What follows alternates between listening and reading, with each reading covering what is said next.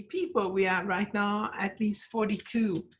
And I'd like, before I go into the architecture and the history of Provence, to talk about some of the lovely legend that kind of state the landscape, if you want, in Provence.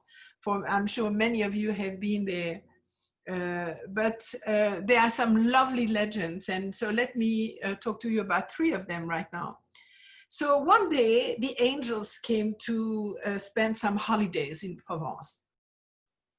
And they arrived on a magnificent Sunday morning, bright sun, but they were very surprised because they saw nobody on the ground, not one soul.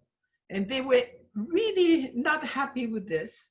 They thought that if people wanted to take care of the land, they really had to go out and work. So they're looking for the village priest. And when they arrive at the presbytery, the village priest is having a nap. And it explained that, you know, it's so hot during the summer that people go under olive trees and take naps at the height of the sun. And so the one angel said, but when do they work? And the priest answered, when it's fresh. And this can explain, because if you know Provence, it can be in some places pretty arid. So the angels returned and told their adventure to God. And God had an idea, and he decided to create a special species of insects. So when the season was hotter, these insects would start in the pines and would perform some strident notes. And we're very familiar with that here in Arizona. Right now, when I'm walking the dog, particularly in the afternoon, you can really hear the insects going on. And this is when God created the cicadas. And cicadas are really part of the emblems of Provence. If you go around the shops, you can find some in ceramics and or drawn. So that's one part of the landscape, is the cicada. Now, the second story is about a fairy with blonde hair and blue eyes named Lavandula that lived among the wide lavender mountain of Lure. And the year passed, and she was inspired one day to settle permanently in a place where she could live happily. So not knowing which place to choose, she decided to look up her book of landscape in order to give some ideas of some of the regions. Now, the gaze stopped abruptly on the page representing the uncultivated lands of Provence. And she was so overwhelmed by the sadness of the landscape that she started crying and falling on the books, the lavender tears endeavored the page blue. So in attempting to repair her stupidity, Lavandula wiped the pages but spread the blue tears in tiny little droplets, azure color, across the landscape of Provence. And this is how lavender is now growing so happily in Provence. The third little story is about the wind. There's a particular wind in Provence that can be pretty nasty, and it's called the Mistral, M-I-S-T-R-A-L. And the Mistral, when the Mistral blows, it can literally take the tiles off your roof and down some trees and take down the outdoor furniture. But it is really important because it also get rid of some of the pollution and also dries up some of the marshy landscape. So the story about the Mistral goes along that Mistral was destructive, as I mentioned. And so some people long time ago in villages decided they wanted to do something. So they named a group of people to go and try to literally imprison the Mistral. They knew when Mistral was sleeping during the down season. They built a big door and they carried it all the way there. And before the Mistral woke up, they had nailed that door against the gate, and the Mistral was prevented to ever do anything anymore. Mistral begged anything, but people didn't care. They turned around, went back home. And they were very happy, no more of that very difficult wind. Until suddenly the land, instead of being dried up by the Mistral, became very marshy, so they got mosquitoes, and people became sick, malaria, etc., etc. So a few decades later, the villagers again gathered together and say, okay, we're going to draw the short straw and have a series of people go there and liberate the Mistral. And so they went there and they said, okay, we liberate you, but under the condition that you try to be wiser and nicer. And so Mistral had to compromise and decided, okay, I'm not going to be as violent as I normally am. But please open that door. So they opened the door and Mistral went around furious and they said, come on, you liar. You promised you wouldn't. And Mistral said, okay, I'm going to try to be wiser. But then the further away he went from that place, the more violent he went. And he thought, he said, after all, I promised these people, but I didn't promise the other people. So there is the location where he was detained, remained a rather protected area, but around, in further neighborhood, he was pretty violent as he is nowadays. But this kind of sets the landscape for Provence. So let's look at the map. So we have an idea about where, and these maps are changed because they just change in France. They change the regions and the border.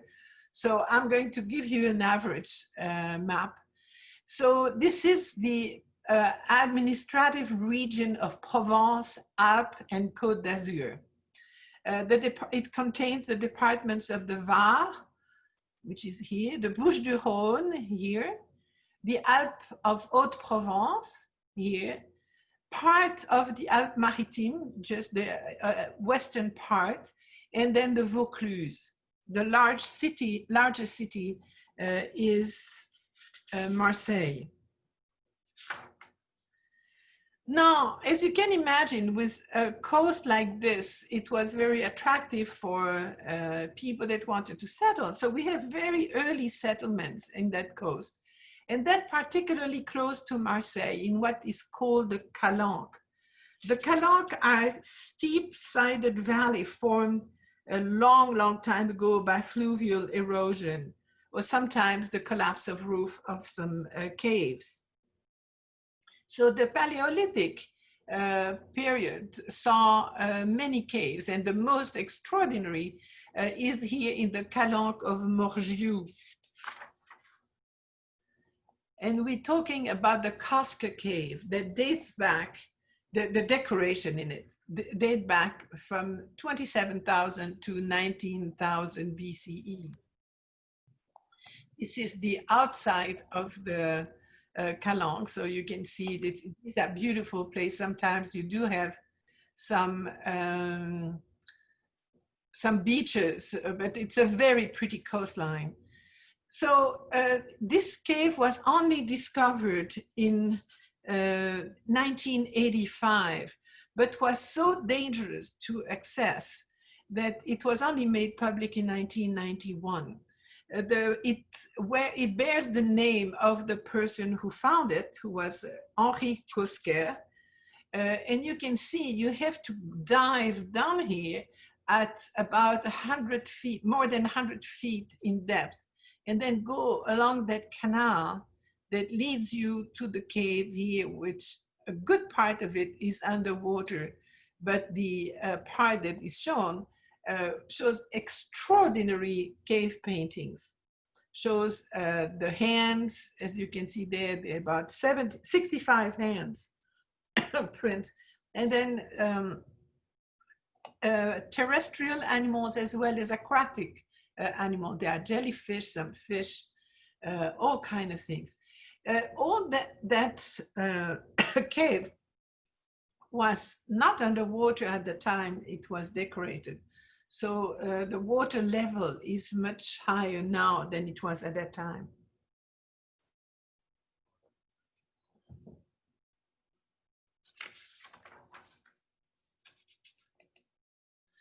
Other testimony to prehistory is that Bronze Age dolmen that dates back from 2500 to 900 BCE near Draguignan, which is the eastern part of Provence, as well as some anthropomorphic stelae.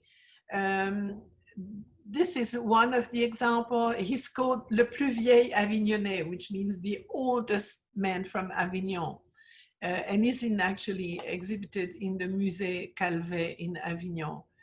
This is one of many of these anthropomorphic stelae that exist in the region and attest to quite a settlement, people that had definitely some philosophy of the afterlife.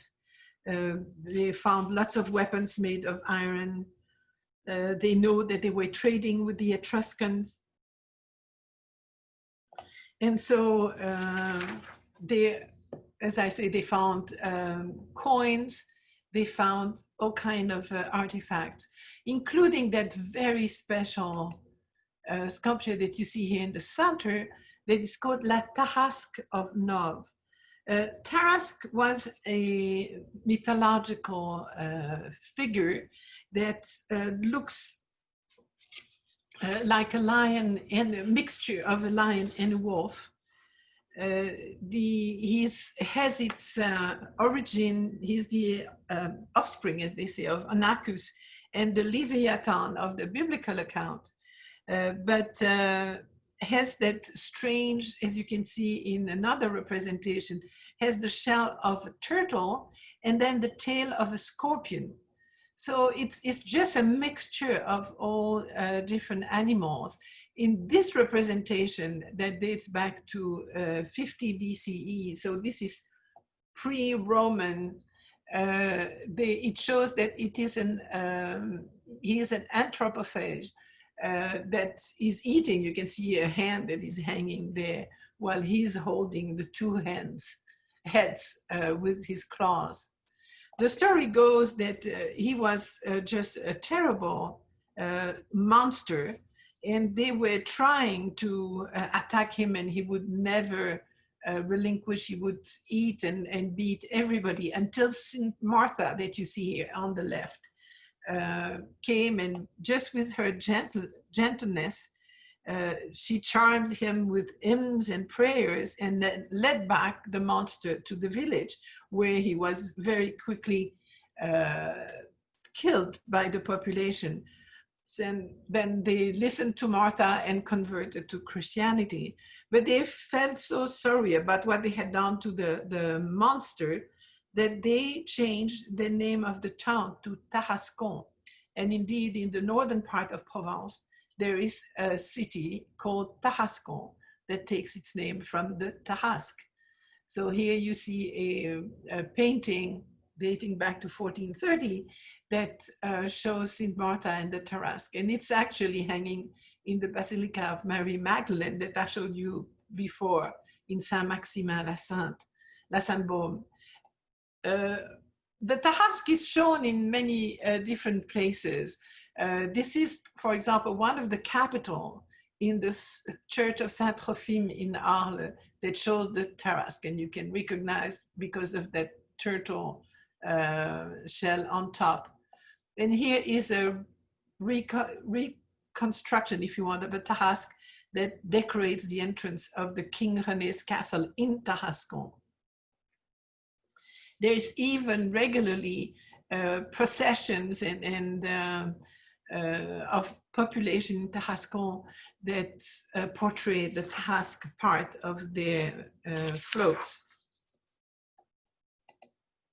So how did Provence come to what it is now? It was because of the proximity to the sea and not far from the coastline for the inner country. It was really very appealing. So the first invasions were the Greek colonization around 600 BCE, mostly from the city of Phocea. The Phoenician installed some counters there, so some trading posts, but never settled there. The Roman started coming first, invited literally by some of the cities to defend themselves against the population that were beyond their borders. Started in 191 BCE and then went on all the way to the 4th century of our era. And we'll talk more in detail about it. Then they were invaded by the Visigoths that were coming from the northeast. The Ostrogoths followed, then the Burgundians and the Franks, and finally the Arab invaders and Berber pirates. Don't forget they are on the Mediterranean and not far from the coast of Morocco and so on.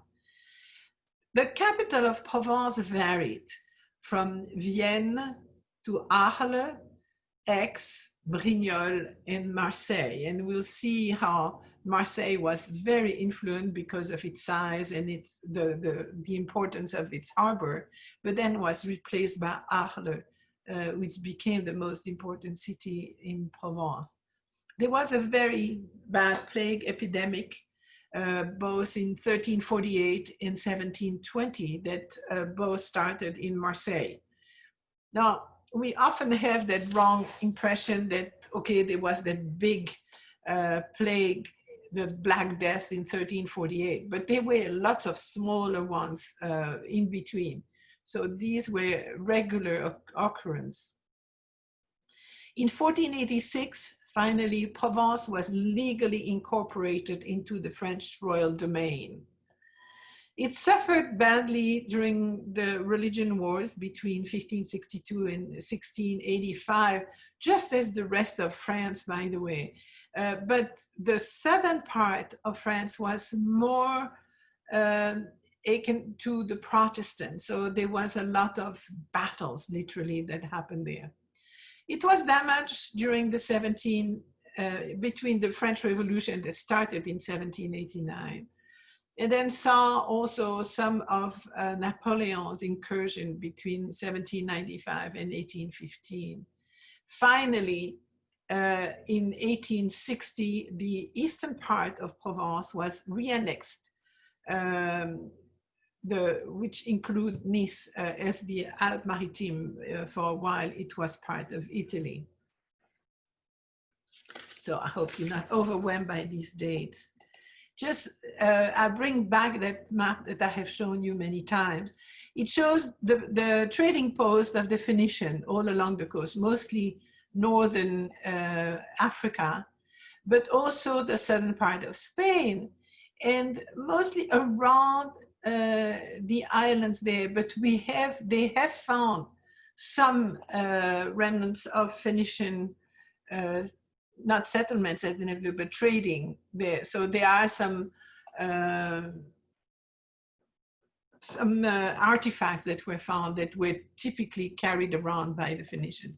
But what we can see in red there are the different settlements by Greece. And if we look at the names of cities in the southern part of France, we find that, for example, the name of Nice comes from Nikaia in Greek. Marseille is Massilia. Monaco was Monoikos. So these names show that the importance of the Greek settlements at that time. It is still visible in Marseille if you go to the ancient harbor of Massilia, which is near the old port of Marseille. You can still see some of the foundation of buildings, temples and others.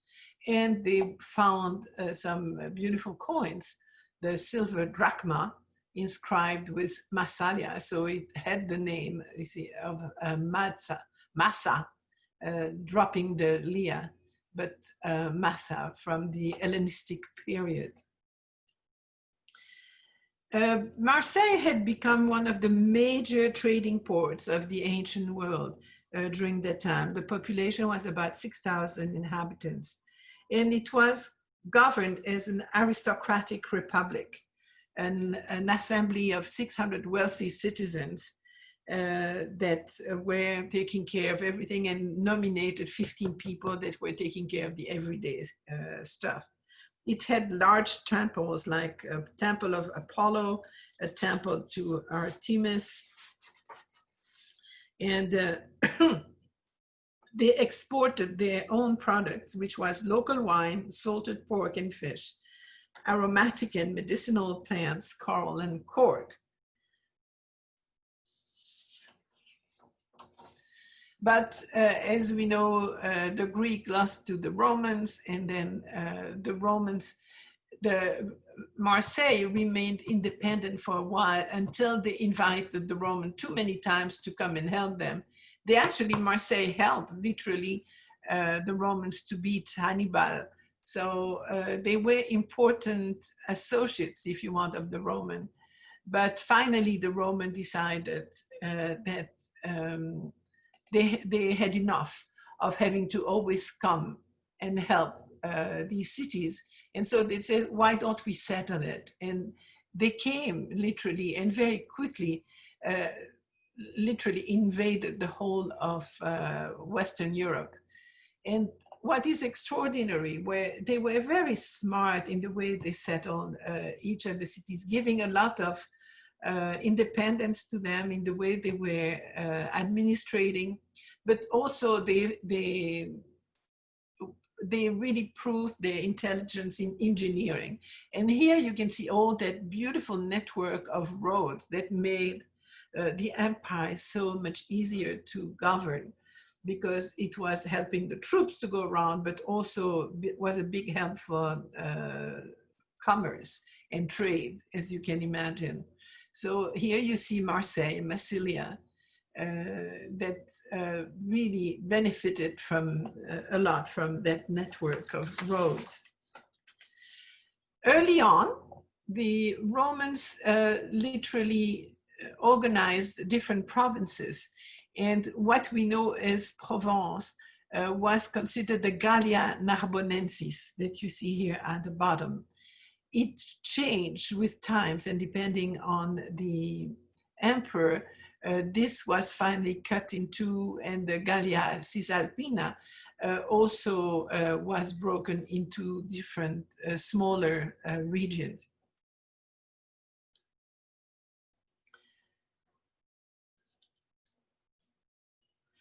The name of Narbonensis comes from the city of Narbonne that you see here. That at the time had between 30,000 and 50,000 inhabitants, and some say even all the way up to 100,000. So this lasted until the end of the Roman Empire in the 5th century, and then the next big invasion came with the Moors. But before I move to that period, here is an absolutely lovely island that is here on the, you can see there, just out off the coast of Hyères. This is east of Marseille, about halfway between Marseille and Saint-Tropez. And these are called the Porquerolles Islands. Absolutely delightful place to be. It's not very large. You just take a boat. Takes 10 minutes to reach the island. And in the different heights, they found some of the first Christian hermits' cabanas, and you can see one here on the left. So this was Christianized during the end of the Roman Empire, of course, and many of early Christians that were looking for peace became hermits. In 711, we know that the Moors, headed actually by some of the Arab leaders, invaded Spain. The same thing, they were called to help, and then they decided, why not settle here? Once they were here, they very quickly invaded most of the Iberian Peninsula, but tried to push also on the French coast and even further up. There they were stopped in Poitiers. And here it was on and off. They really, when they looted a lot, demolished a lot, and then were finally pushed back.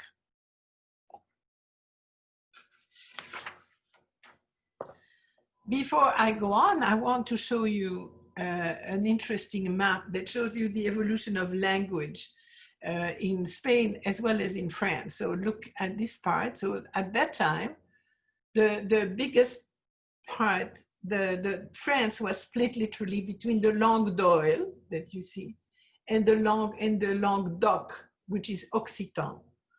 Languedoc, so you take the first two letters, and you see that the Languedoc lost to the Langue d'Oil, which became French. And so the Occitan is still spoken. These are the dialects you find in Provence that are very different to French. I mean, there is some definitely Latin roots in it, but it's a different language. And so if you go to Provence and you hear the local speaking, you can hear that's Languedoc. Always interesting to see how language, that same map for Spain, how Castilian took over most of Spain too.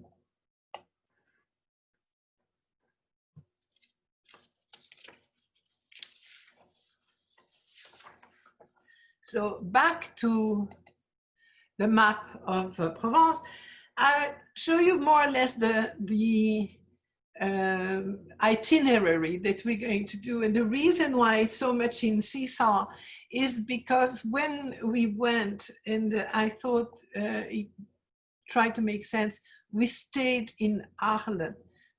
Instead of having to unpack and pack and unpack and pack, we thought Arles was really good because pretty much in the center for this part where you have a lot. And then we kind of networked all around. So we're going to start our trip, if you want, in Nismes.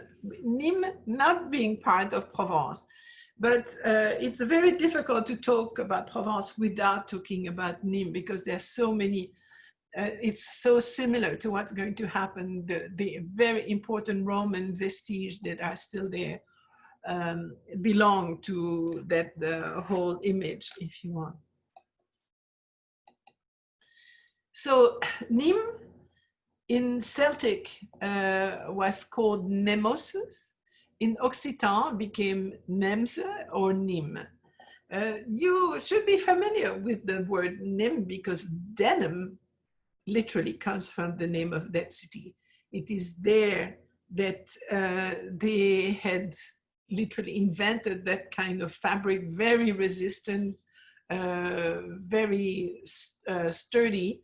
And so it's de Nismes, and it became denim. So I added something to your trivia. The population right now is about 151,000 for the city itself, but if you go for the metropolis, it's 260,000. It became a Roman colony sometimes before 28 BCE. And at that time, it became the capital of that famous Narbonensis, Gallia Narbonensis. At that time, under Augustus, it had a population of 60,000 people, which is huge. And you can see that how the town was organized just like a Roman city. And literally, Provence, at its height under the Roman ruling, became like a second Italy. It was so prosperous. The culture was incredible. They had their own writers, historian. We'll see that Tacitus was born in Provence. Many very important people came from there. So this on the upper left, you see that aerial view of central Nismes that you can see immediately the beautiful amphitheater that we'll see later on. But you can also see the typical belt of greeneries now, but that used to be the walls of the city. And here you have an idea of how the Civitas Narbonensis looked in 1572, all walled in, of course. Before the Roman came, it was occupied in the 3rd century BCE. It was occupied by Celtic tribes that settled close to where that fountain is right now. And that fountain was deified actually by them. They built a sanctuary, and then they built the Magna Tower, the Tour Magne, the Tour Magne, as they say in French. That was later, when the Roman occupation came about, was integrated in the walls around the city. That tower is 40 and some feet high, and then was raised another 20 feet later on.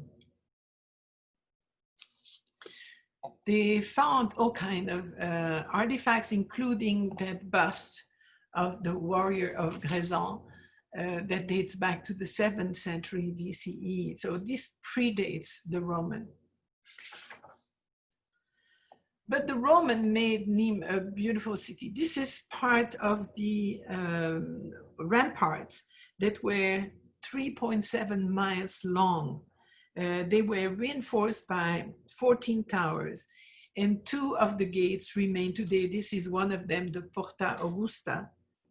The other one is the Porte de France.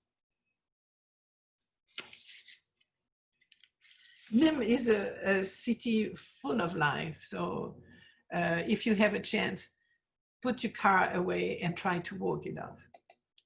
Here's the extraordinary arena. It dates from the end of the 2nd century and was literally one of the largest amphitheaters in Europe.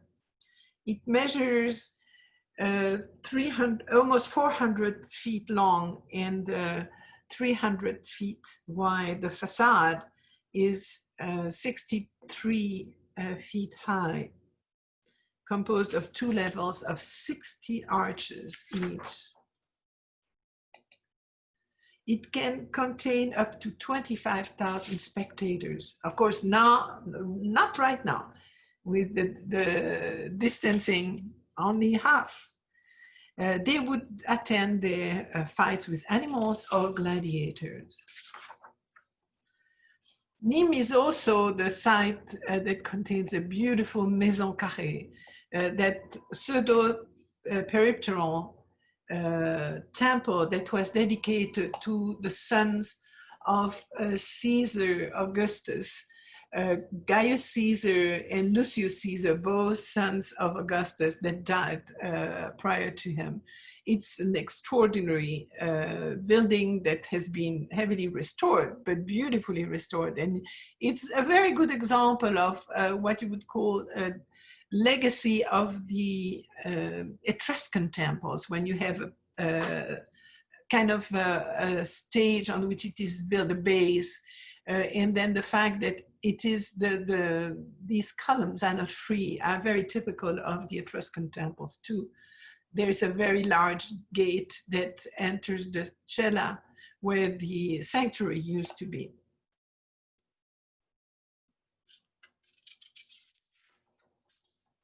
And we can see how in the 18th century it looked when Hubert Robert, the wonderful artist that did a lot of landscaping and a lot of these beautiful studies of the ancient temple of the Maison Carrée, was indeed at that time, with the time, the temple had become a maison, a council house, and then became a town hall, and finally a church, before being restored to the way we see.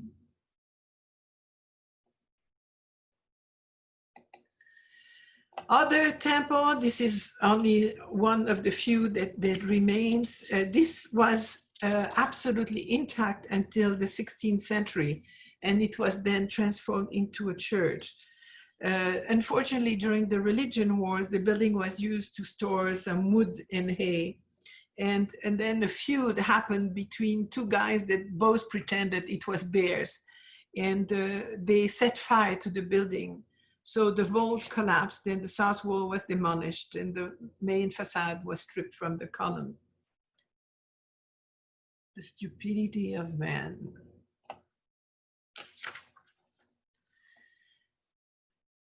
Finishing in Nismes is an extraordinary engineering deed by the Roman. Is the famous Pont du Gard, the aqueduct that was going all the way from the Fontaine d'Eur north of Nismes and running all along here to end up and providing Nismes with fresh water. This was one of the aqueducts. There were many.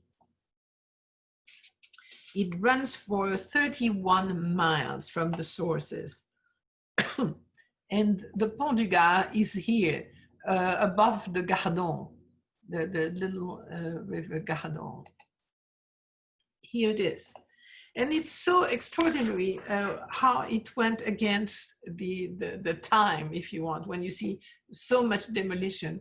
The good reason why it stayed intact, and it was a very good roadway. Beside being an aqueduct, it also has, it's a bridge. And so because of that, it remained in function all the time. The planning to build these aqueducts are just extraordinary. You had to determine the water source. You had to determine the length of the aqueduct, how long it was going to be, its size. And then what is even more difficult is to ensure a regular grade, which relied on everything we just said before. To have a regular grade, you needed to know the length of it, the overall. And here's the conduit where the water was running.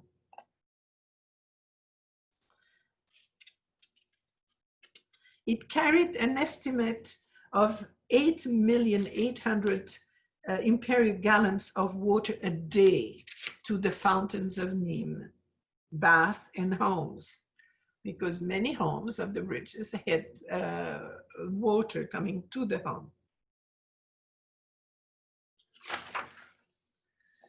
One very famous man made a beautiful painting of it, and we're talking about Sir Winston Churchill, who, as I hope you know, was a pretty good painter. He loved these very beautiful sceneries, and you can see here the road with people walking on it. It gives you an idea of the scale.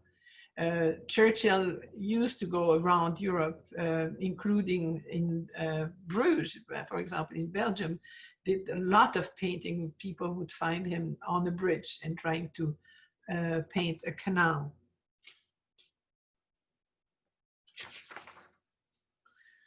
Not far from the Pont du Gard is the little town of Uzès. And here you see again that aerial view of Uzès showing the, again, the old walls would have been around that green belt here. And then inside, you can see the Duke Palace. And then the church is here, the church, the Saint Théodoric that you see there is there on the edge. There are also mosaics of Roman, because it was a Roman city at the time. So they have discovered all kind of mosaic around there. And the part of the palace is now a museum. It is still lived in, by the way. The Duke of Uzès still occupies the chateau. The Tower Fenestrelle is due, the name takes from fenêtre in French, windows, because of the beautiful architecture of that tower. Uzès is pretty small, but very picturesque, and is housing every Saturday an extraordinary market that attracts a lot of people from around Uzès, where they sell local products, but also textiles and flowers and everything. So you can see here all kind of nuts and produce, as the beautiful bread, of course, flowers, because in France, everybody has flowers. You can see the peonies and the roses, they're very fresh, they last long. The lavender, as we have talked about, so much part of the landscape. And then the great cheeses and pastries and herbs.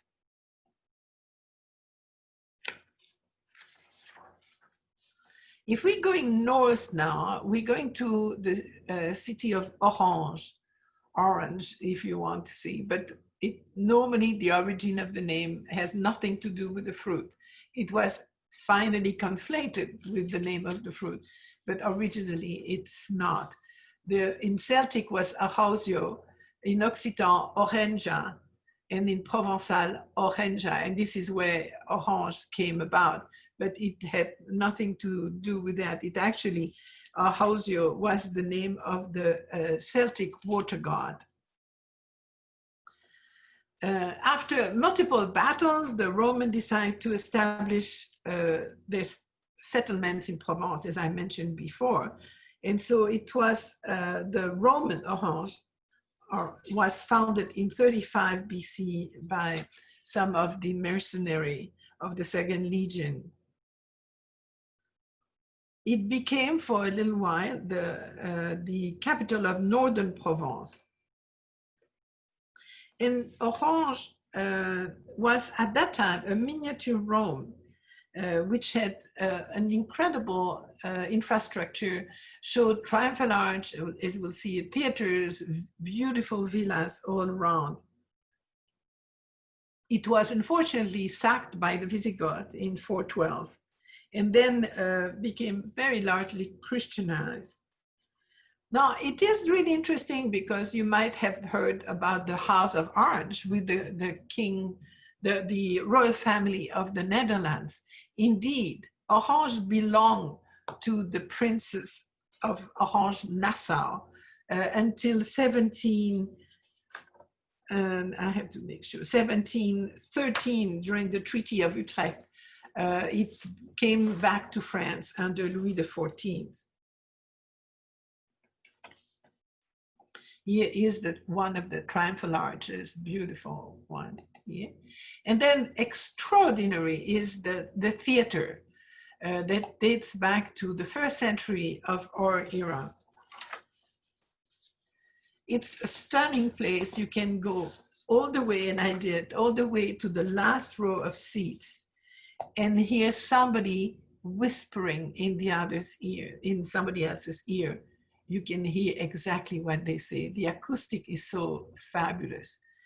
So this is can sit at 7,000 people. It's a very typical design for the period. You have that very steep tiered rows of benches,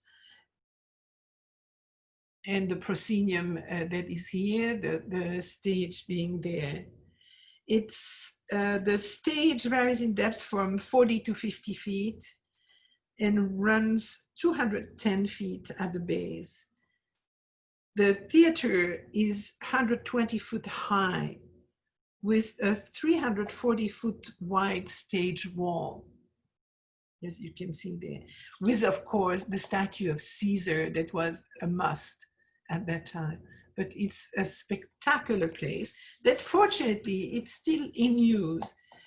Since 1869, they have decided to, every year during the summer, they do a music festival, which is called the Chorégie d'Orange, and have operas and all kind of different spectacles. This is the Madama Butterfly that was performed in 2007.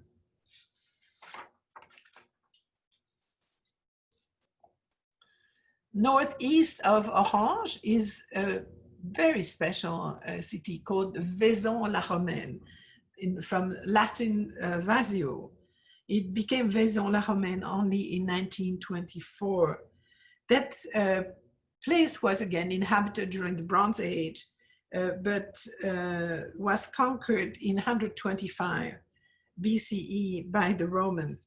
And the Romans really got in good working relationship with the tribes that were living there, the Voconti, giving them a lot of autonomy. And so very quickly, as you'll see later on, the city is surrounded by some hills that were very strategic. typically during hard times, people were living up on the hills because it was easier to defend. But in time of peace, then they would come down to the valley, and this is what happened. They came down to the valley and started establishing a beautiful city that contained a lot of stores. They built up villas. These are some of the multiple villas that existed there, very good with water sewage, current water coming there. There were aqueducts coming to the city. Just extraordinary place. Again, a lot of mosaic floors.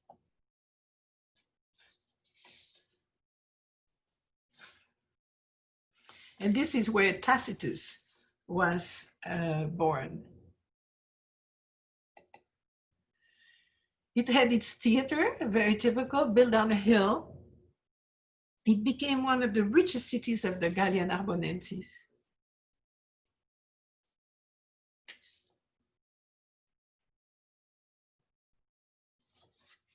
They found beautiful statues, such as this one by that is a Roman copy of Polykleitos, the Greek sculptor, found in one of the houses there, and they called it the Diadoumenos. Unfortunately, that was taken to the British Museum.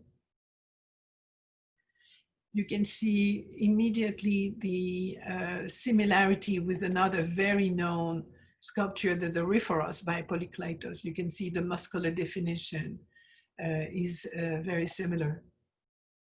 And really, Polykleitos defined at that time the standard of the beauty, literally, by measuring. Again, if you know a little bit about Greek sculptures, and these both, by the way, are Roman copies of the Greek original, you had a certain numbers of fists within the whole body. And so this was not the copy of a beautiful athlete, but in fact, they had 6 or 7 athletes aligned, and then they would take the best of each of them.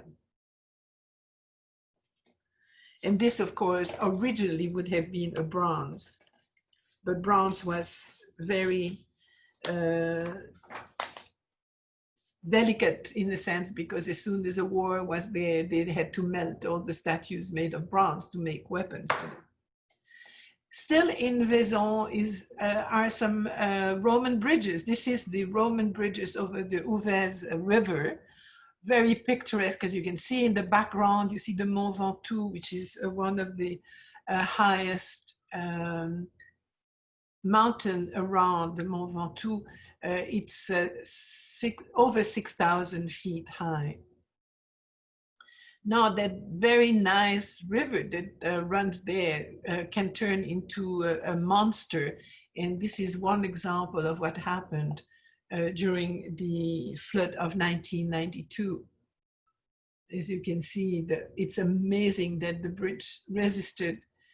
Some of the houses along the river were destroyed.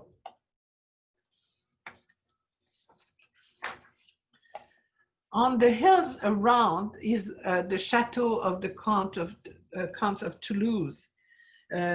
Early on, after the Roman left, the Vaison belonged to the Burgundian, and then were taken by the Ostrogoths in 527. Then it was won by the kings of the Franks in 545. Talk about peacetime. And then became part of Provence. But very typically, this is where people would emigrate or stay during all these hard times. And then when peace was back, they would go down in the valley.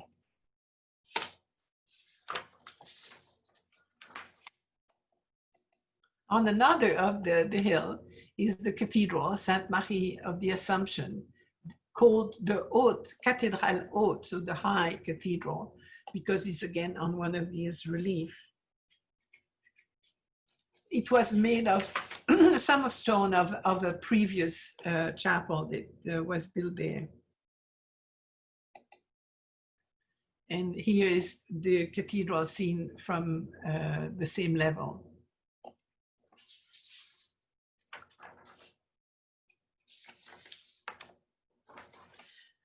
There are many Roman bridges in that region. This is another one. And it's one of the rare one that still has these kind of gates. These were these arched, where you had to pay a toll to go through the bridge. So this is where the guard would be on either side.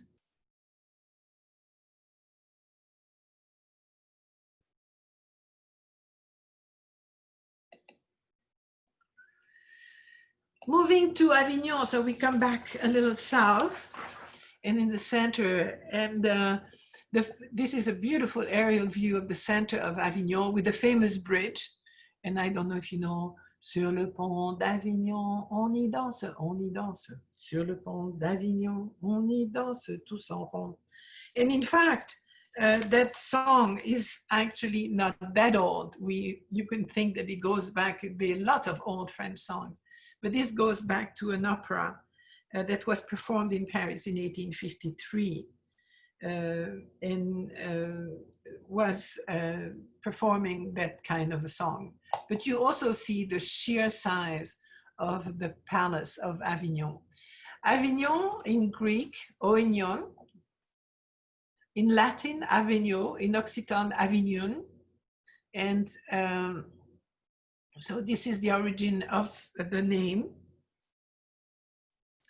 The bridge itself, as you can see, has lost a lot of its arches. Here is a print showing the original Pont d'Avignon with the city of Avignon and then going across to the other side. So originally, they had 22 arches, but the river here is a very wild river at times, and so it would take away regularly some of the arches, and finally they got tired of rebuilding and decided to leave it the way it was.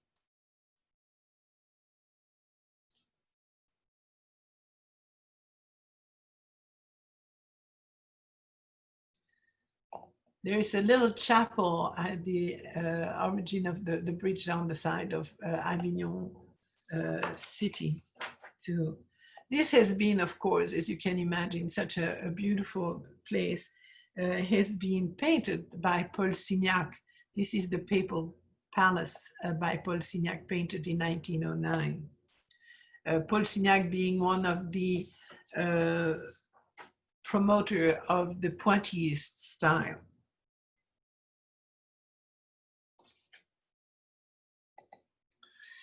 Again, as all the rest, we have to understand how very deeply Roman Provence was. So here is some remains of the Forum, very close to the Palais des Papes. And here too, these are some bases of columns. Of course, when they built the Pope Palace, they reused actually some of the stones that were making some monuments. And you can find even some Greek stelae in the lapidary museum of the Calvet Museum in Avignon.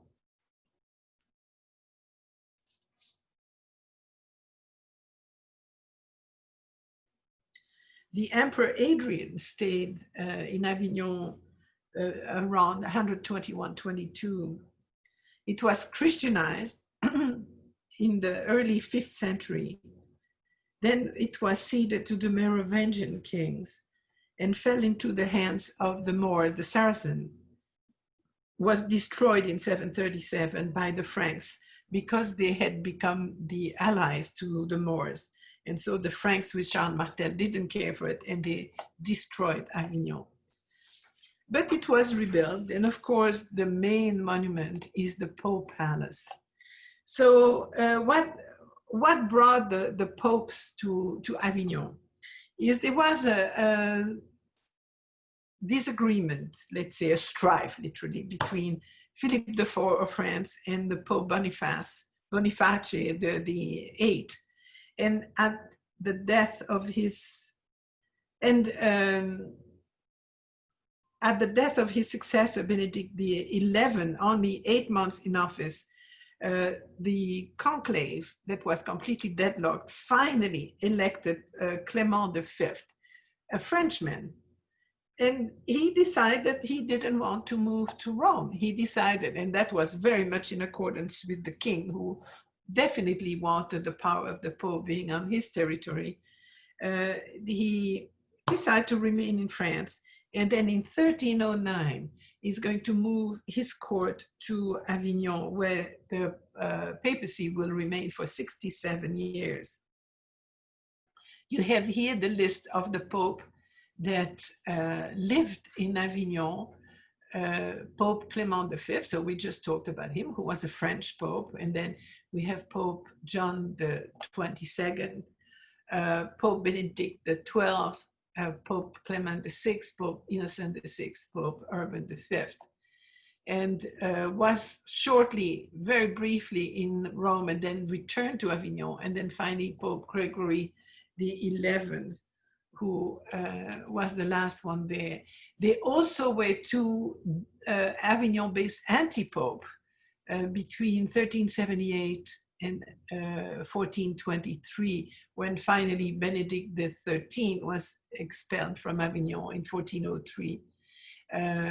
These anti-popes were actually, because there was a pope in Rome that had been nominated, but they had a lot of support too, so they were called anti-popes. The papal palace is really made of two buildings that have been just enlarged, if you want, here. So the old palace that started it was built by Benedict XII, and then the new palace by Clement VI. So a very, very large building. And you can imagine the need at that time, not only of masons that had to build these buildings, but the inner decoration. So here's the view of the Palais des Papes, as you say in French, from the square on the western side. It shows 14th century building. The new court is going to bring in an enormous amount of scholars, of artists that are all going to call by papacy. The papacy was so rich and so powerful at that time. They're going to call on artists from all over Europe to come and decorate. And this is really going to be one of the big beginning of what you call international Gothic style, because these people coming from different parts, from Spain, from Central Europe, from the northern countries, from Italy, all come with their very specific style and are now in contact with one another and are going to, when they're done, going to go back to their respective countries and having learned something different, and really are going to start that style that is much more uniform between all these regions that we call international Gothic. But they're also going to bring some incredible clerics, including the founder of humanism, Petrarch. They are going to be composers and singers that are going to be drawn to the great chapel of the palace. Literally, like for those of you that know early music, Guillaume de Machaut, Philippe de Vitry, Johannes Cicogna, who are these early composers and who are going to compose for the Pope in that incredible context.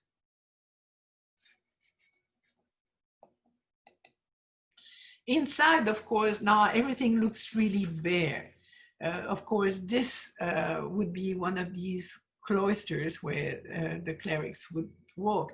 But this enormous room, like the grand audience room or the grand chapel, we have to realize we're covered with frescoes. And you can see a very little bit here in that arch, how beautifully colored it would have been originally.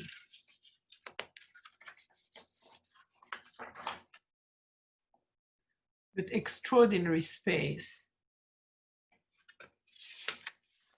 To have an idea on how these, and again, I think there are some examples of the frescoes, but these were all, with the time, were covered or just degraded because of lack of care. But in some of the building, they're now cleaning up. This is the studium of Clement VI, the Room of the Deer, where you don't have just religious themes, but in this case, it's called the Room of the Deer. So it's a hunting decoration, absolutely beautiful. The great Simone Martini was called, and he came to the palace with a lot of his workshop, including Matteo Giovannetti, who was working with him and who took over because Simone Martini died while he was there in 1344.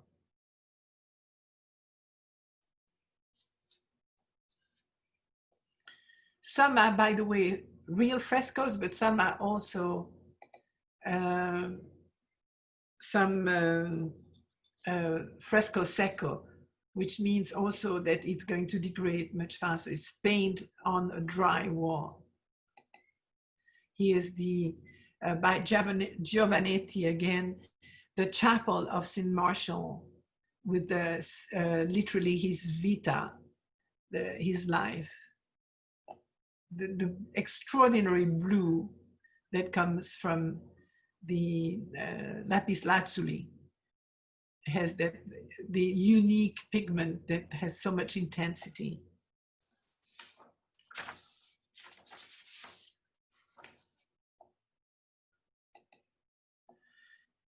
In the St. John Chapel,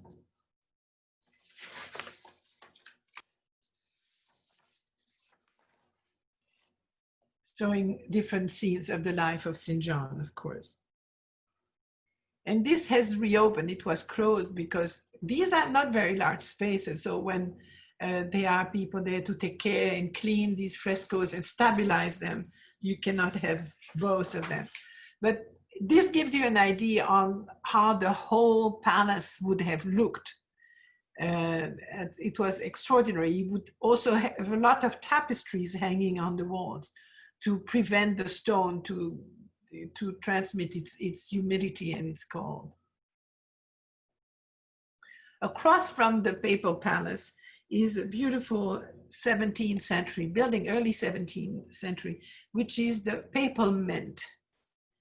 It was built in 1610. So they kept, despite the fact the Pope was gone, but they kept that idea, that the importance of the popes for the city. It is now, by the way, a music school. Fortunately, they kept it. They didn't demolish it. Avignon, as Orange is normally taking advantage of the summer to do a festival. And typically it is a theatrical festival, typically very avant-garde. They bring in directors, but they also do performance, dance performance, music, and cinema. So there are about 100,000 people that attend that festival every year. They actually even on the side what they call the Festival Off, which is showing some plays and the street performances too. This is very avant-garde. But we cannot talk about Avignon without talking about the Châteauneuf du Pape. And for anyone who is a wine connoisseur, this is a little town, really adorable little town. It used to have a big chateau on the top there. Castronovo was the name. So the new chateau, the Châteauneuf, in Latin, in French, Châteauneuf or Calcernier.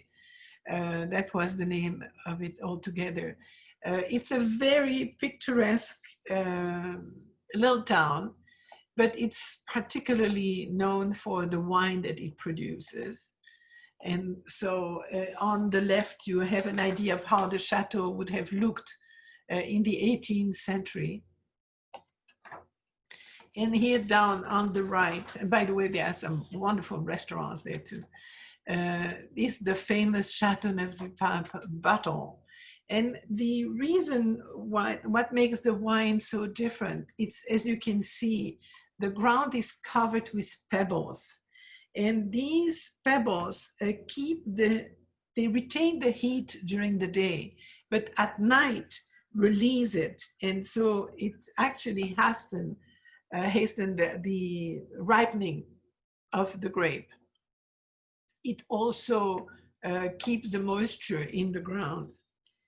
For those of you that know the grapes, the main grapes for the Châteauneuf is Grenache Noir, the black Grenache, Cinsault, Mourvèdre, and Syrah, and a few others.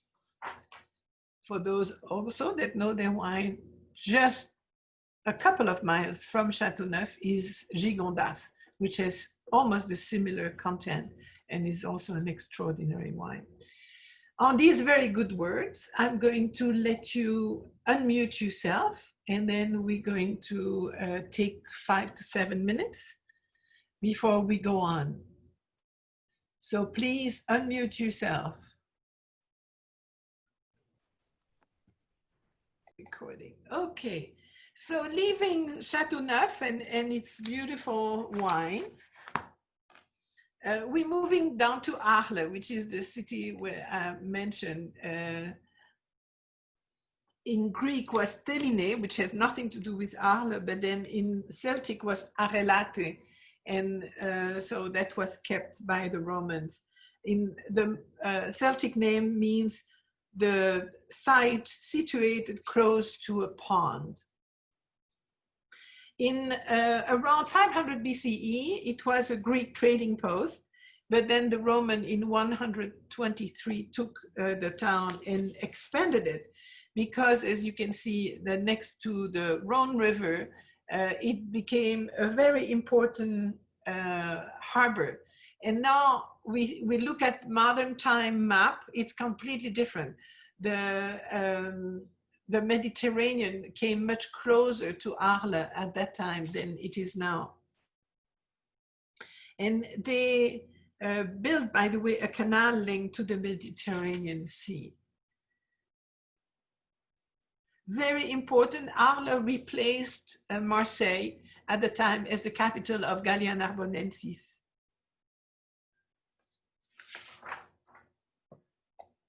It's an absolutely delightful town. As you can see, it's not too big. The old part is wonderful. You have Roman ruins everywhere. We were staying in a hotel where that was built over Roman ruins. And so they had made some tiles on the floor that were made of glass, so that you could look down and you would see Roman columns in the underground. It was incredible, and all furnished in old Provençal furniture. So here is, for example, the Place du Forum, so the square of the Forum in Arles, and we can see on the wall here of this building the remnants of some of the columns that were decorating that forum. But also here is the yellow cafe that Van Gogh painted. So here's the Place du Forum, as you can see, with beautiful Corinthian capitals. And here is the Terrasse Cafe at night by Van Gogh, and you can see the very place that he painted. And of course, the owner has made sure to paint it, to keep it painted in yellow. As you know, Van Gogh had spent the summer of 1888 in Arles. He was so lonely that his brother Theo went to Gauguin and told Gauguin, go and stay with him. And that we have this very known story where Van Gogh, that was in one of his bad times, cut his own ear and gave it to the prostitute. Also, Gauguin and him just continuously fought. And finally, Gauguin left thinking it was absolutely impossible. more of the Roman ruins, the thermes, so the bath of Constantine, built in the 4th century in Arles, and this is what is left, and this is what he would have looked like, literally with a tepidarium, so the lukewarm water. You had the Laconicum, which was another room where they would, a hot room. And then the arena, built in 90 or era, has made of 120 arches and would receive 20,000 spectators. They still use it for concerts, by the way. There was a theater,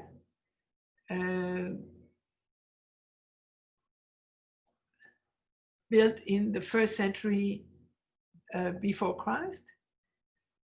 Some left over of the proscenium, and this is the way it would have looked. So as you can see, pretty similar to the one in orange.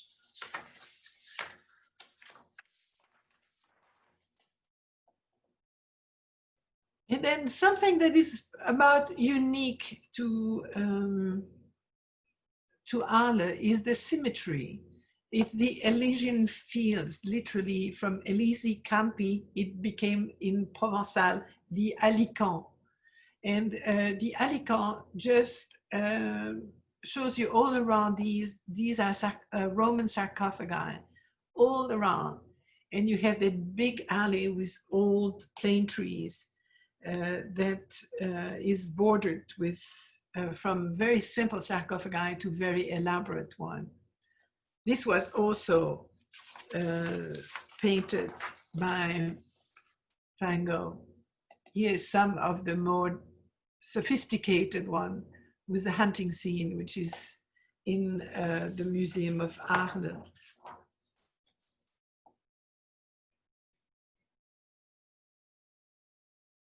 And a view from the same place by Van Gogh, and another one by Gogh, as you can see, a very different style. L'Allée des Alicants.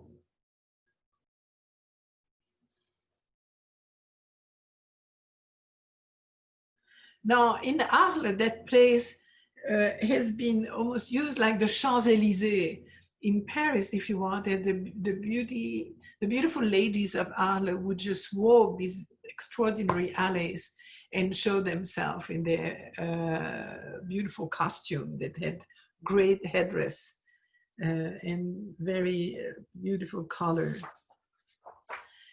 Arles also has a magnificent church that used to be a monastery church, the Saint-Trophime, with a great portal. It shows here Christ and the tetramorphs, the 4 beasts of the apocalypse, and the elders down below. This church is part of the churches that is very special on the route to Santiago de Compostela.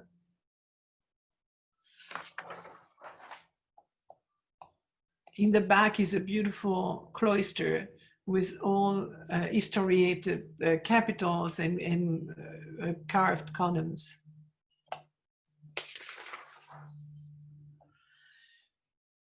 As you know, it is in that place, as I mentioned, that Van Gogh stayed. This is the yellow house where he would, where he stayed. Unfortunately, that was demolished in 1944. It was damaged during the raids of the Allies on June 25th of 1944 and later demolished. It's also there that Van Gogh painted the bedroom.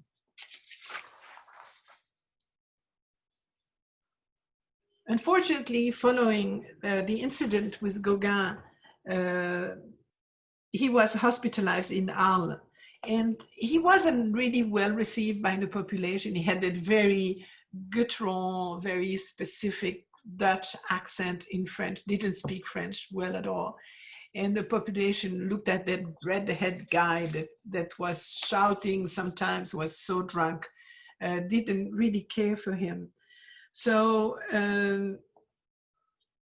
finally, what happens is that he left Arles after being hospitalized there in 1889 and traveled to an asylum in Saint-Rémy-de-Provence.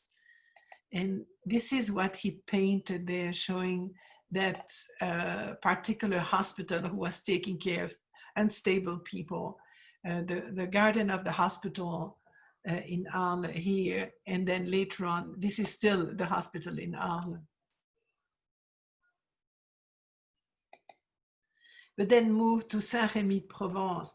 This was part of a monastery, Saint-Paul de Mosol, which is now known as the Clinique of Van Gogh, taken care of much better than it was at that time. But this monastery was transformed into an asylum. And this is where Van Gogh is going to be taken care of. And they realized that he was such a painter. They gave him a room in particular from the window of which he could see, because he couldn't go out, he could see some of the fields. And so this is what he painted from the Saint-Rémy, and then they let him out and he would paint the asylum himself and the hospital of Saint-Rémy.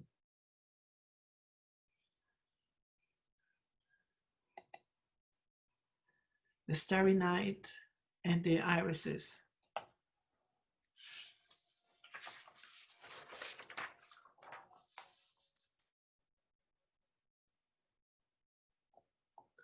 So some of these flowers were what he could see from his cell.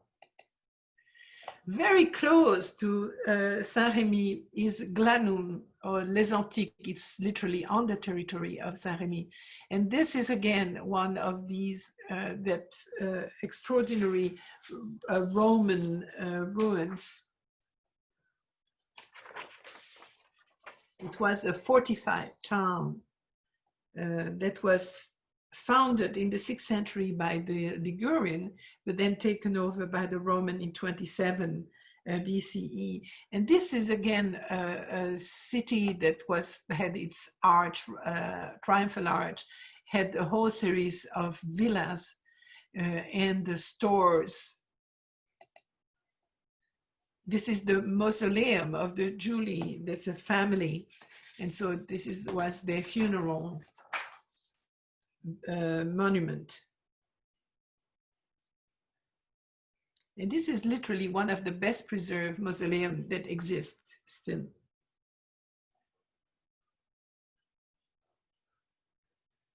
With a cavalry battle on the bays.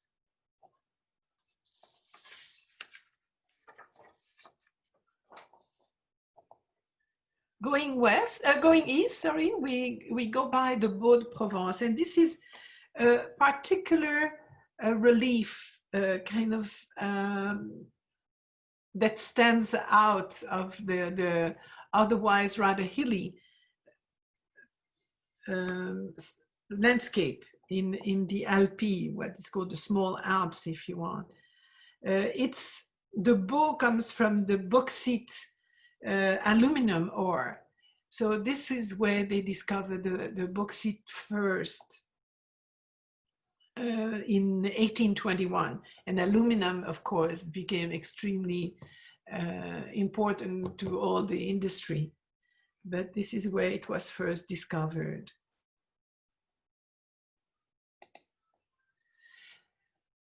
Not far from there is the Abbaye Montmajour, which is almost like a stronghold. And by the way, the Beaux de Provence, for those that know the restaurant Vincent, this is where he started his career, in one of the best restaurants in France, in Beaux de Provence. This is the Hermitage. This dates back to the 11th century. It's a series of chapels and churches, and then a monastery building. Here is the cloister. And again, here is another Tarasque. If you remember the legend that I talked to you about before, here is another of the Tarasque, that anthropophage monster.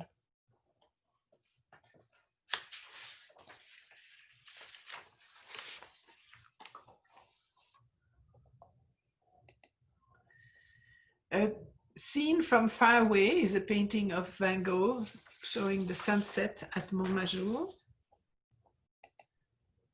Here is the Abbey.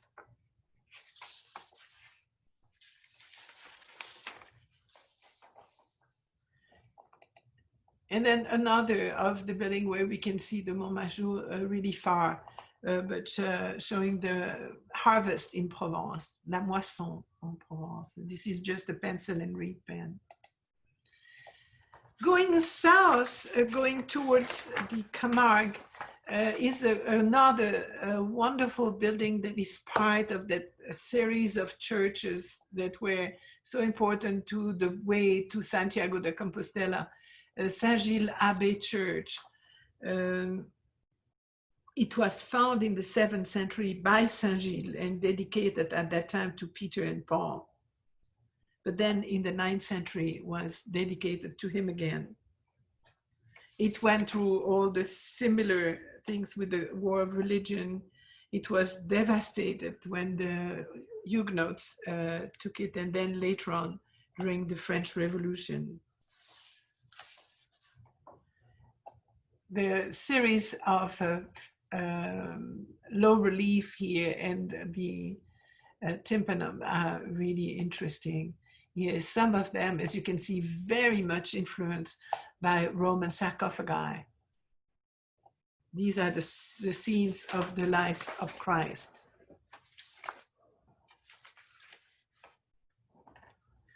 And we are now on our way to the south of Provence, just south of Saint-Gilles. Here is a map. You can see Saint-Gilles is here, Arles is there, and you go south on the Camargue. And Camargue is really interesting. You have the Petite Camargue and the Grande Camargue. This is literally the delta of the Rhone River.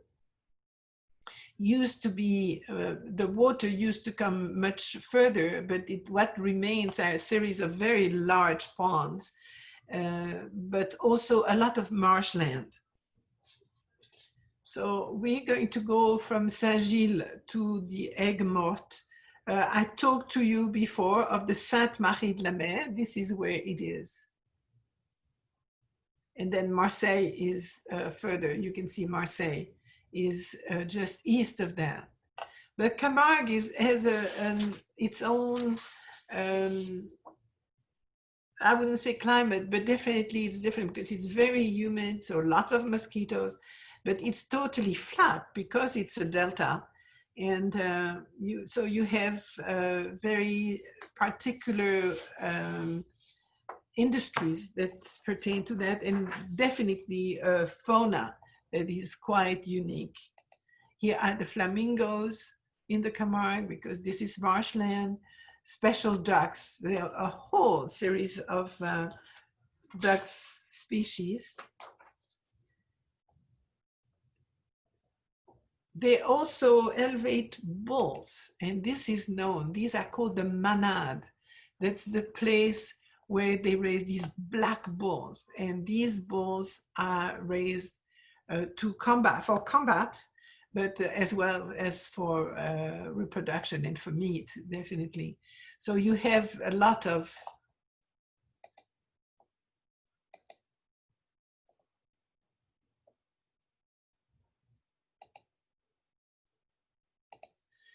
these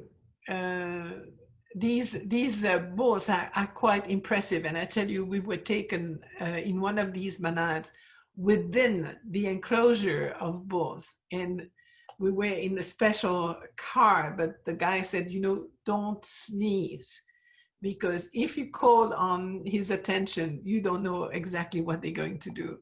So we were very, very quiet. These are the guardians, literally gardien in French. And they have these long peaks that are to keep the bulls away, but they also very proud people. We find also wild horses, as we do here in Arizona, but they're typical Camargue horses, they're white horses. So in the manade of Camargue, you have at least 4 mares in reproductive age living together on at least 20 hectares, which is 60 acres. And so we wanted to go to Aigues-Mortes. It's a very particular city, completely walled in, as you can see. It was walled in by Louis IX in 1240. He wanted to have a direct access to the Mediterranean Sea. And so this was at that time very close to the Mediterranean. And he's the one who commissioned all these walls and then built a road between the marshes. As you can see, there are towers not only at each corner, these are the largest, but at each gate. This is where from Louis IX, which is Saint Louis, departed for the Crusades, the 7th Crusade and the 8th Crusade. This, as you can imagine, is a very good subject for painting. We have painting by Basile, one of the early Impressionist painter who died very young at war. He is showing the ramparts of Aigues-Mortes and the entrance of the Queen. Each of the big gates has a name. His family had a beautiful property on not far on the coast. Now, within the Aigues-Mortes, again, you have to leave your car outside and you can get in through the gates, and you have all kinds of stores and markets and very good restaurants too, particularly for seafood, as you can imagine. Now, moving east, you end up at the Sainte-Marie-de-la-Mer, and here you have an idea how marshy the place is. You have all these little ponds, and this is where a lot of the wild horses live. The manades with the bulls are enclosed, so you don't fear to meet a bull at the corner of the street. So this is the place where the legend says that the boat that had departed from the Middle East, from not far from Jerusalem, had carrying Mary and Mary Magdalene and Martha and Maximin and so on, and Lazarus ended up, and they supposedly ended up at the Sainte-Marie-de-la-Mer, which took its name from it. Here is the big, very fortified church. So here is by Giotto a representation of the arrival of Mary Magdalene to Marseille, but this is not to Marseille. It was Sainte-Marie-de-la-Mer. And the Sainte-Marie-de-la-Mer has a coat of arms showing the Marys in that little barge. Here's the fortified church of Sainte-Marie-de-la-Mer, built very early, and as you can see, fortified for very good reason, that because of its location, it was facing a lot of pirates and invasions. Inside the sanctuary, you have the altar of Mary Salome and Mary Jacobe, who are supposed to be the sisters of Mary, with all kinds of votive gifts. But the most important is Sarah, who was supposed to be the servant and who was a dark-skinned servant. And Sarah has become the saint for the gypsies. And so she's really the patron saint of the gypsies and has a tremendous cult among them.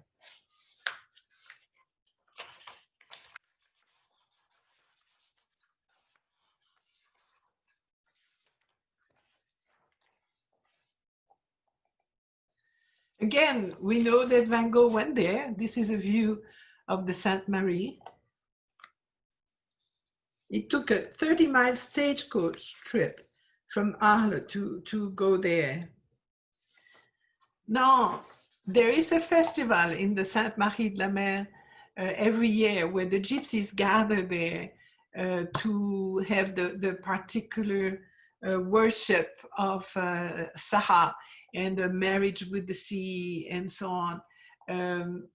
quite exotic, but don't go at that time. It's a dangerous place to be.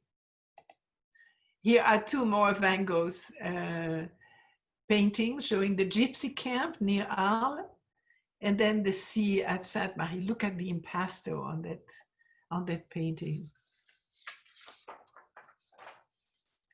The legend says that Mary Magdalene, as you know, left the Sainte-Marie there behind, went through Aix, preached there, and then retired in the Sainte-Baume mountains, which is a massif north of Marseille. In the Sainte-Baume, she's apparently retired there for over 30 years, and as a hermit. And this is where she didn't have any more clothes. She was dressed with her long hair. And within the Sainte-Marie is supposedly the grotto where she stayed and has become the destination of a pilgrimage on its own, where people go once a year with a long procession of candles. The relics of Mary Magdalene are kept in that Mary Magdalene Basilica in Saint-Maximin, La Sainte-Baume, which is not very far. And it's just south of the highway that goes from Aix-en-Provence to Nice. As you can see, a Paleo-Christian sarcophagus said of Mary Magdalene serves as a hotel, as an altar, sorry. And here's the nave, the inside, and this is where the relics, there's a big story where the relics were stolen by the people from the monks from Vézelay, and then were rediscovered. And so it caused the demise of Vézelay and the gain of Saint-Maximin. Very close to there is the beautiful town of Aix-en-Provence, and we're now talking about a larger town. This is one of the largest one, very much 17th, 18th century type of a city with beautiful buildings, lovely stores, cafes with terraces, fountains, beautiful trees. This is the most beautiful avenue, the Cours Mirabeau, in Aix. It also has university based there. It was founded in 123rd BC by the Roman consul Sextius Calvinus, sorry, and was literally the scene of different battles, including the one where Marius was defeated. Where Marius defeated the Cimbri and the Teutones, some tribes that were around. Marius was a Roman consul, and literally after that victory, a lot of people, and to this date in Provence, a lot of men are called Marius because of him. These are plane trees that you find everywhere in Provence, though they have suffered a lot from the disease from the tree. Here's La Terrasse des Deux Garçons, which is a place where a lot of writers used to sit and enjoy the lovely weather. The Cathedral of the Holy Savior is also a monastery, an old abbey church with the beautiful cloister. Again, all the historiated capitals and columns with different shapes. The clock tower, that ochre color you find very much. Don't forget the Roussillon, a place where you find a lot of ochre is close by. So this makes sense as the coloring of the buildings. And of course, Aix-en-Provence is the city of Cézanne. Just on the outside of Aix was the famous Jas de Buffon, the place where Cézanne's parents used to live, and that he inherited after the death of his father.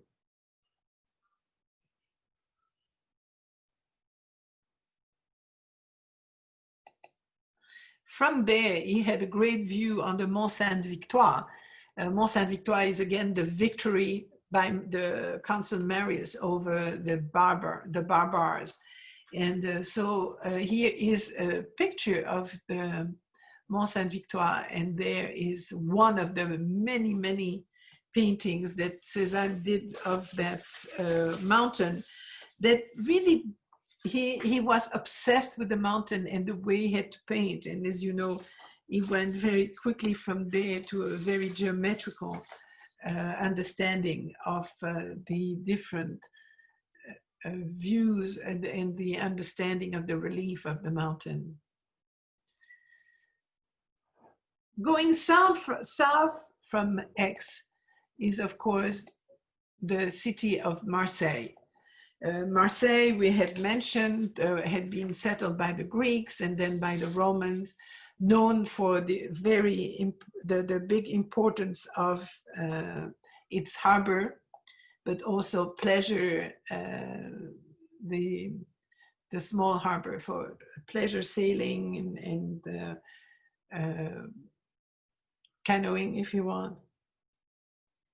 On the very top is a church that is a much more modern church, but replaced an old one. It's called Notre-Dame de la Garde, La Bonne Mère, as they say in Marseille, with a very typical Marseille accent, La Bonne Mère. It replaced actually a temple, a Roman temple that was dedicated to Artemis, who is considered by the Romans as being La Bonne Mère for the Romans.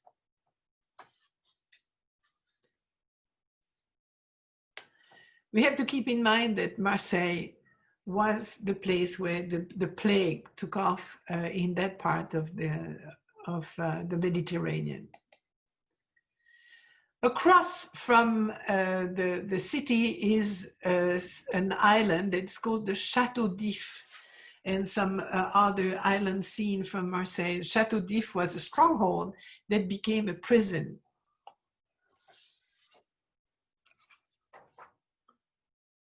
It's also where Alexandre Dumas used that as a setting for Monte Cristo.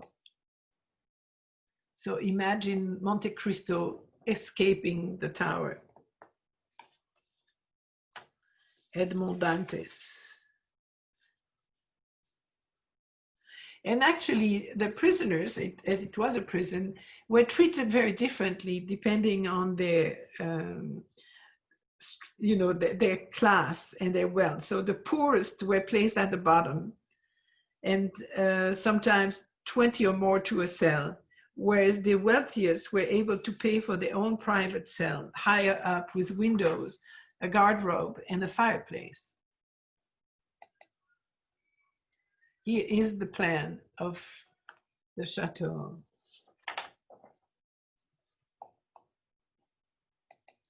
Going north, and this is just a region, I show you the village of Roussillon, but there is a whole promenade all around there where you find these sort of cliffs made of ochre.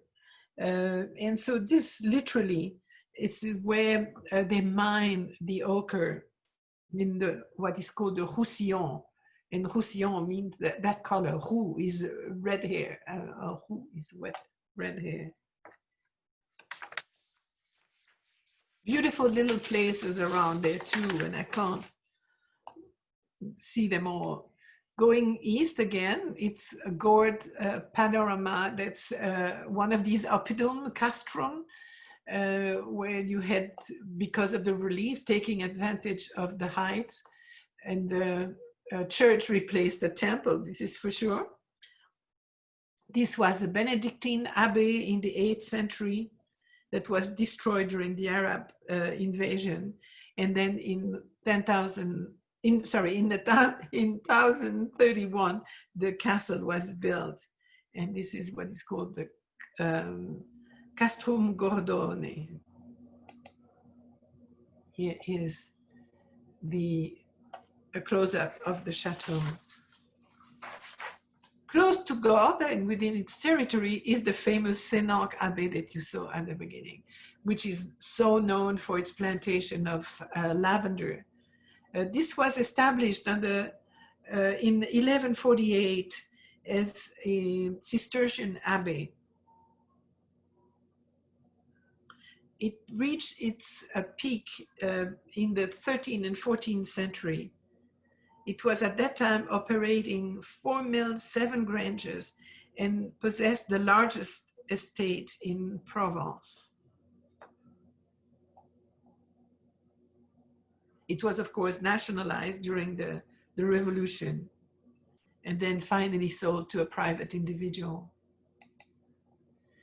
Another huge monastery is the Chartreuse de la Verne, and this is really within the what is called the Massif des Morts, which is a mountain range, not very high, that runs from just north of Hyères all the way to Saint-Tropez.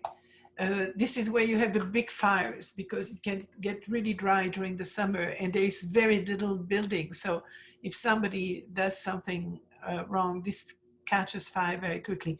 That Chartreuse was actually suffered from the fires in many, many times. And so all the buildings were destroyed, except for the church. It was rebuilt multiple times. During the Revolution, everything was looted, as you can imagine. But since 1983, the old Carthusian monastery is now sheltering a community of what they call Monial of Bethlehem.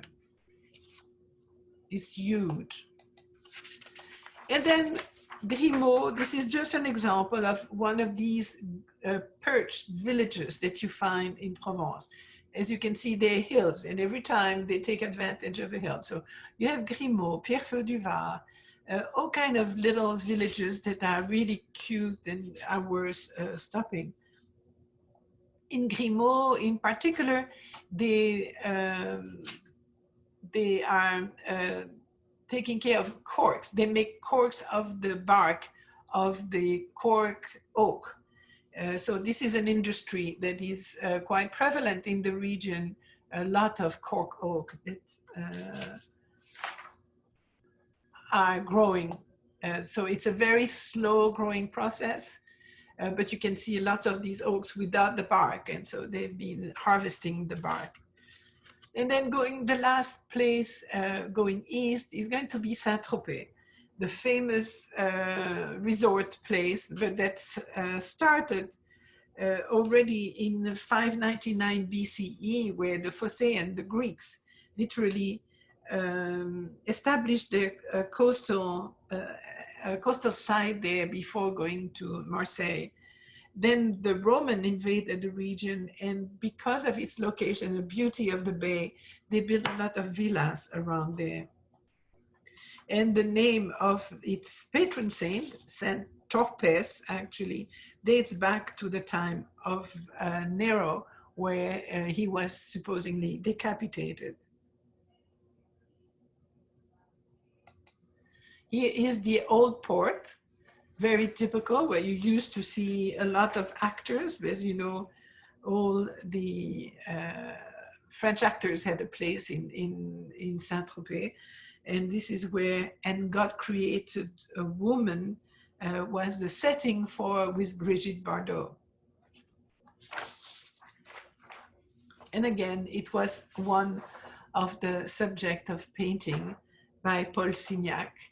And here we see how the old Saint-Tropez would look with a big sailing boat. It's so funny to look at that, because suddenly you realize how different it was at that time, and not the busy, fashionable place that it is now. So I hope I gave you a flavor of Provence. I'm missing the smells, because of lavender and all the oils and the plants and all that grow there. There's always incredible good smells and beautiful colors and very nice light. So this will conclude this presentation, and next time we'll talk about the Massif Central, which is actually just north of Provence. This will be on July 14th, which is the days of the French, of course, the French feast day. So on this, I'm going to stop the recording.